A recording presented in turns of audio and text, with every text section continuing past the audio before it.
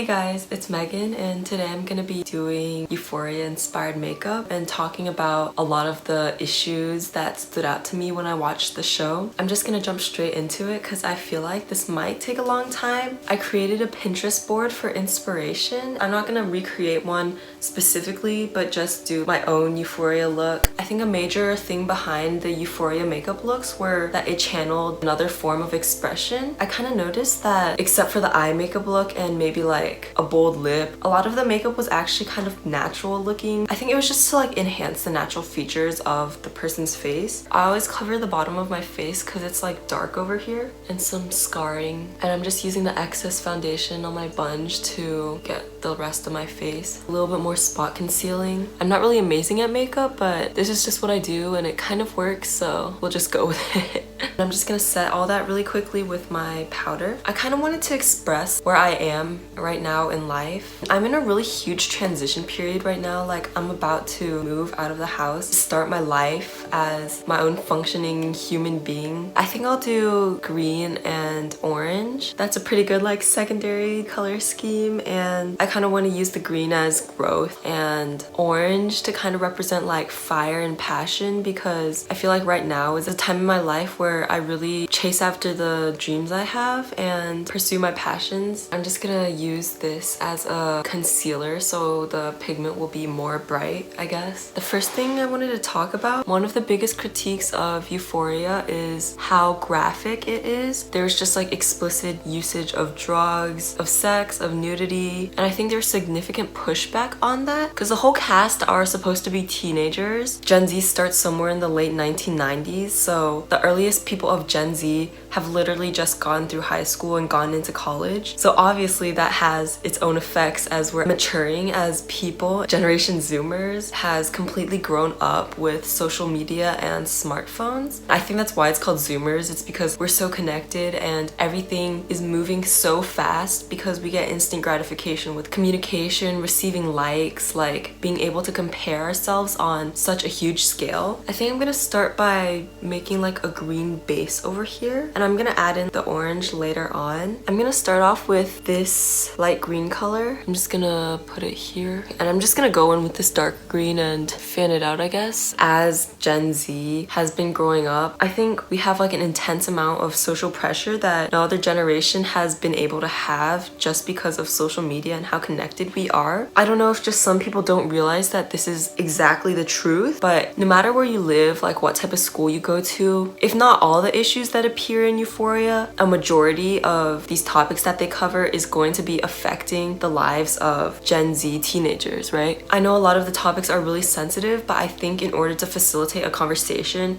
which is exactly what Sam Levinson wanted to do, this type of thing was necessary, or else the reality is going to be distorted and kind of dampened. I also think something really important that gets addressed in Euphoria is the social pressures that teenagers have to go through. I didn't watch Social Dilemma on Netflix, but I did watch a video that this doctor made of reacting to it. It showed how since the rise of the internet, the rates of depression and suicide grew dramatically in teenage girls. That just shows how mental health is becoming more and more of a problem, especially like as I said earlier, you get instant feedback, instant comparisons, and how that can be damaging. I feel like in Asian households in America, a lot of the parents want to emphasize financial security and just like getting good grades in school. We see a lot of times parents dismiss their child's mental health and it takes a backseat. And I know this is definitely not just like a Asian American issue. It appears in all of the races as well. I honestly don't know what Euphoria's audience demographic is like, but I hope older generations will be able to watch it and get a real taste of what living as a Gen Z is like. That even more so shows the importance of not censoring all of the sensitive topics. It's because people that don't experience it, they won't understand unless they can see it through shows like Euphoria with such clarity. I kind of just put green all over my eyes. I don't really know what's going on.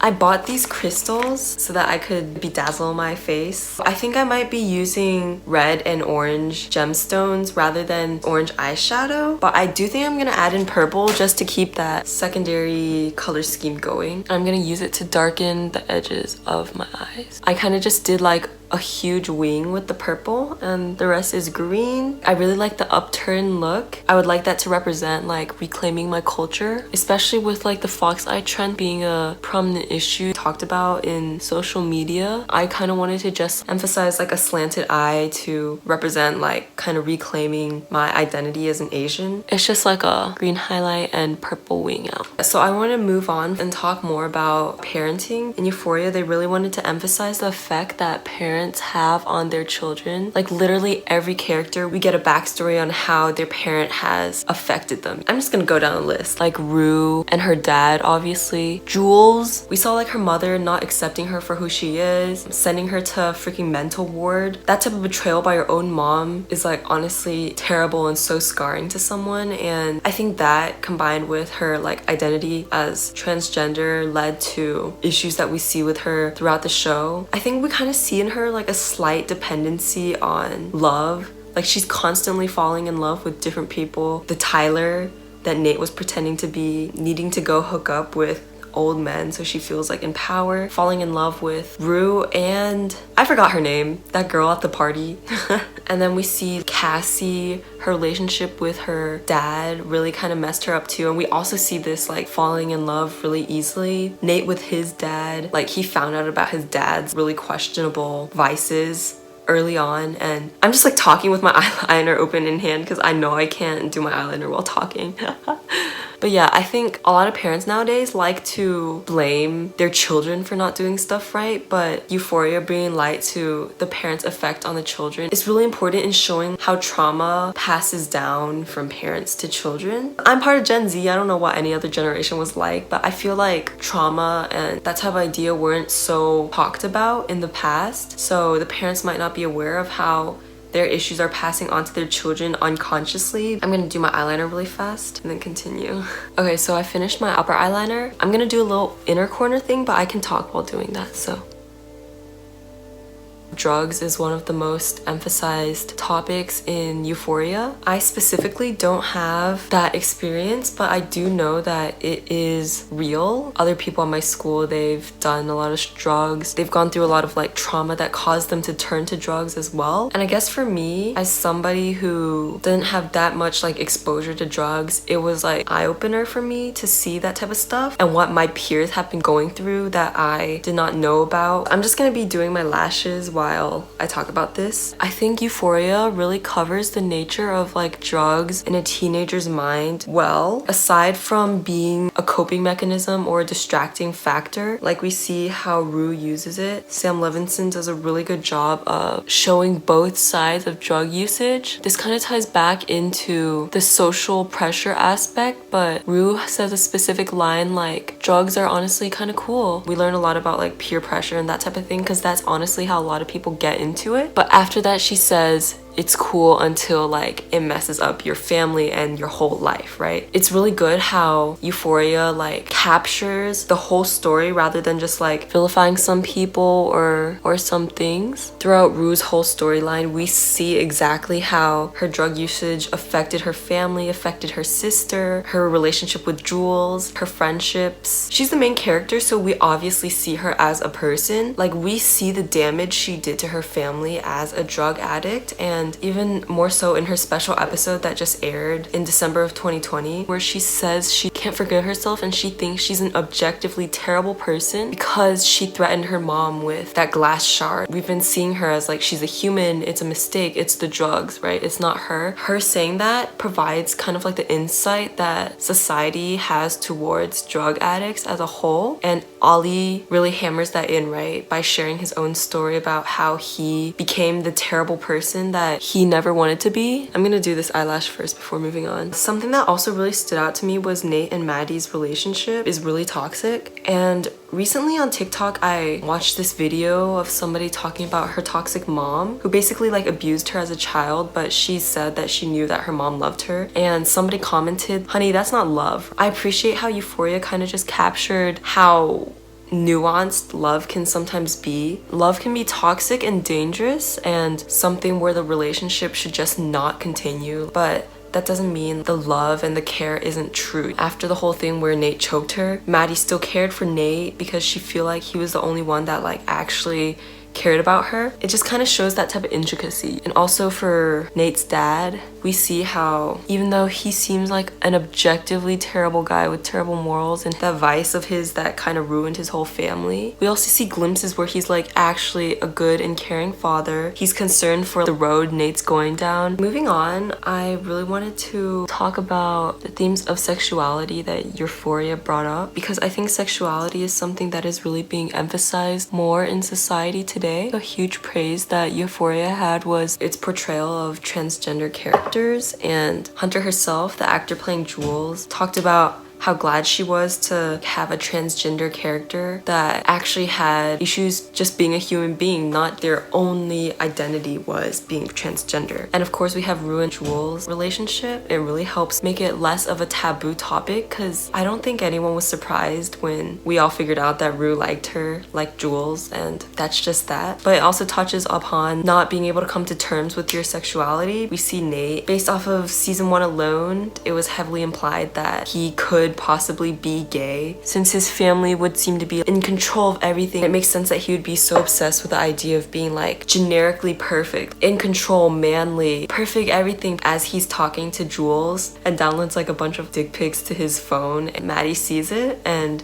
she starts suspecting that he's gay. Sam Levinson makes it a point to put in the show that Nate hated seeing these guys with their dicks hanging out. Those storylines haven't been completely resolved yet, and I'm excited for season 2 to see how it plays out. But let me continue. I'm gonna just draw on some eyelashes to make it look more full. I got this glitter thing and I want to experiment with glitter, so I just put a bit in the cap. I think I want to add the glitter and just continue pushing this sharp slanted eye look. I'm just gonna use my hand. Wait, do I need to put glue to make this stick? I don't know how to work glitter.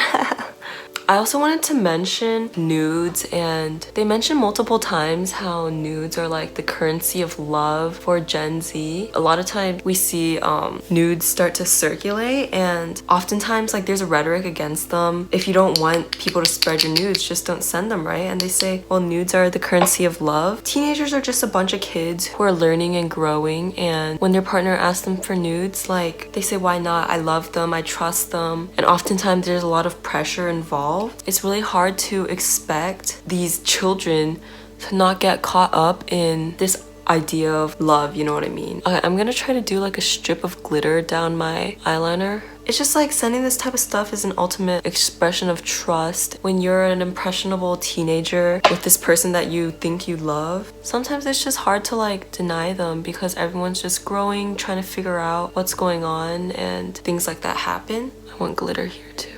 Okay, I put glue here. That looks good. Wow, that looks amazing. I'm shook. I think Kat was a really interesting character based around like being comfortable with your sexuality. At the beginning, all she wanted to be was not seen as like the virgin, so she had sex with this weird, creepy dude.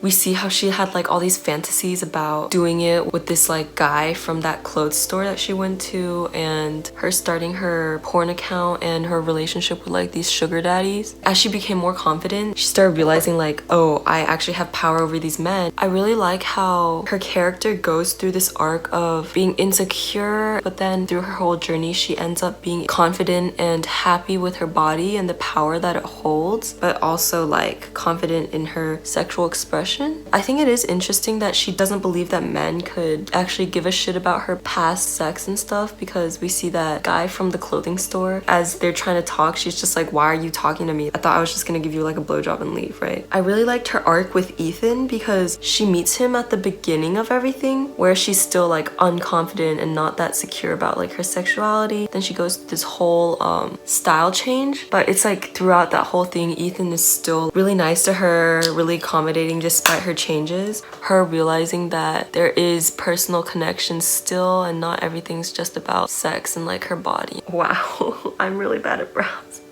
I also think Cassie is a really good person to talk about because she has big boobs, and then like all the guys see her as like this girl to ogle and like a prize to win. She has some similarities to Kat, as in she has struggles with her sexual expression. I think Cassie was kind of Kat's opposite, where she saw giving up herself as an expression of love, and then Kat saw it as something that was completely disconnected from love. And they both had like similar experiences of leaked sex tapes. I think just like the whole parallel is interesting because Kat ends up putting herself out there, and Cassie just wants love, but she always gets used for the sex, and she ends up being known as like a slut, which of course is like terrible. But I really like the contrast that it brings because it shows the complex nature of sex in general and how it can be super informal or super coveted. But above all, I think the message that should be taken from Cassie and Kat's experience would be to respect everyone and their own sexual boundaries. I'm just patching up the glitter. I'm gonna move on to the jewels.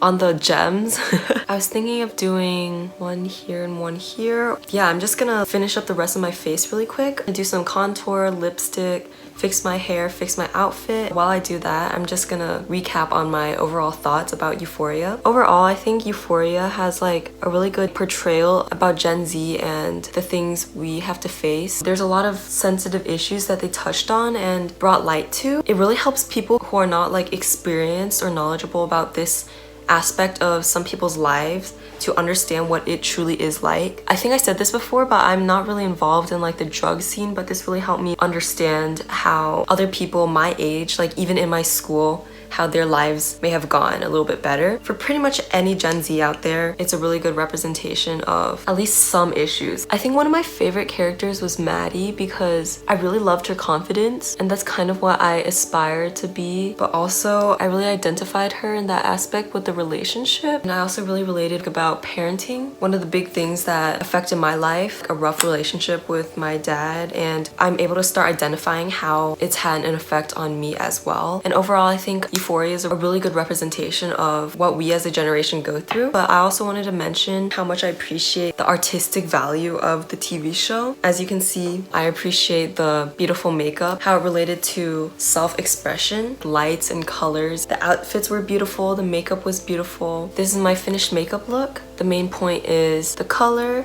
the green for growth, the orange for like passion and fierceness. I really like the glittery eyeliner that I did. You saw how the makeup look just kind of like evolved on its own. I appreciate how sharp and fierce it makes me look. Feel free to leave any of your thoughts in the comments. I'm open to any sort of discussion. Thank you so much for watching, and I'll see you guys next time. Bye!